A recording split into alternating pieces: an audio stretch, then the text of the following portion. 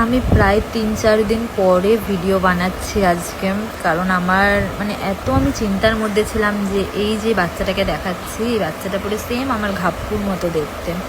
এই বাচ্চাটাকে নিয়ে আমি কি করব, কারণ এই বাচ্চাটা না আমার পাড়ার, না আমার আশেপাশের কোনো পাড়ার। কেউ এসে আমার বাড়ির সামনে ওকে ভোরবেলায় ছেড়ে দিয়ে চলে যায়। এবার ও রাস্তা চিনতে পারছে না, একদম ছোট বাচ্চা, 1 থেকে 1.5 মাস বয়স ওর। 1 কেজি ওয়েট ওর। আমার ঘরে ওয়েট মেশিন রয়েছে, আমি ওটাতে মেপে দেখলাম ওর 1 কেজি ওয়েট।